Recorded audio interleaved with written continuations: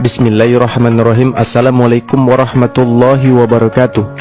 Di video kali ini kami akan buktikan dan sekaligus mengundang para ilmuwan dan dokter seluruh Indonesia, baik itu dari kalangan mahasiswa ahli sains, dokter ahli sains, maupun dari kalangan warga Indonesia dan Malaysia yang berpendidikan, baik dari kalangan muslim maupun non-muslim, untuk bersama-sama membuktikan salah satu kebenaran ayat Al-Quran yang mustahil dikarang oleh Nabi Muhammad Sallallahu Alaihi Wasallam, karena pada waktu itu belum ada penelitian sains, apalagi sekolah jurusan sains kedokteran.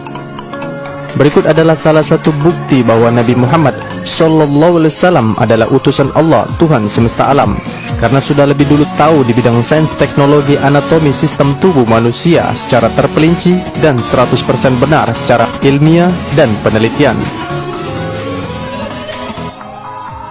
Yang pertama, kebenaran Al-Quran datang dari hadis Nabi Muhammad Sallallahu Alaihi Wasallam yang diberitahu oleh Tuhan semesta alam.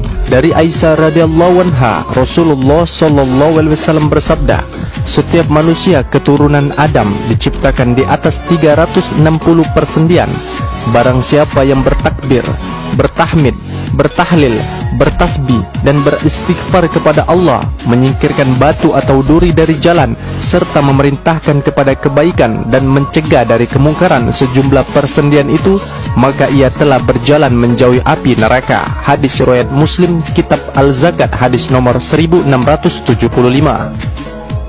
Dari hadis tersebut, Nabi Muhammad Sallallahu Alaihi Wasallam dengan jelas mengatakan bahwa persendian manusia terdiri dari 360 persendian, sesuatu yang mustahil untuk kita percaya, karena di zaman Nabi Muhammad belum ada pendidikan sains kedokteran, apalagi teknologi sinar X, tetapi Nabi Muhammad telah mengetahuinya. Untuk membuktikan sabda Nabi Muhammad Sallallahu Alaihi Wasallam ini, apakah ini hoax atau bukan, mari kita buktikan dengan penelitian modern sekarang. Apakah benar persendian manusia terdiri dari 360 persendian? Kemajuan teknologi sains modern anatomi manusia dimulai pada tahun 1995, di mana para ilmuwan banyak yang berbeda pendapat tentang jumlah persendian manusia. Ada yang berpendapat jumlah persendian manusia hanya 206 sendi. Ada juga yang berpendapat jumlah persendian manusia hanya 320 sendi. Dan ada juga yang berpendapat hanya 340 persendian.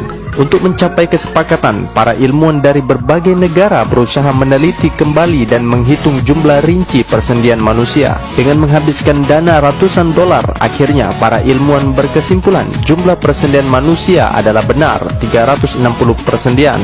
Berikut adalah rincian persendian yang didapat oleh para peneliti modern.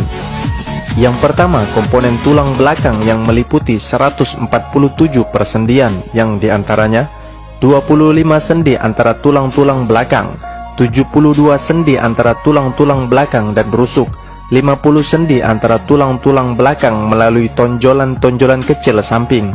Yang kedua, komponen tulang dada yang meliputi 24 persendian, yang diantaranya 2 sendi antara tulang-tulang dada dan rongga dada, 18 sendi antara tulang-tulang dada dan kepala, 2 sendi antara tulang-tulang selangka dan belikat, 2 sendi antara tulang-tulang belikat dan dada.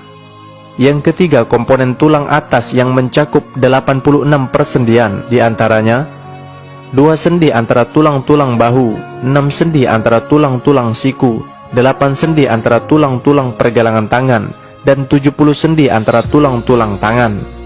Yang keempat, komponen tulang tubuh bagian bawah mencakup 90 persendian, diantaranya 2 sendi paha, 6 sendi antara tulang-tulang dua lutut, 6 sendi antara tulang-tulang pergelangan kaki, 74 sendi antara tulang-tulang telapak kaki, dan 4 sendi antara tulang-tulang lutut.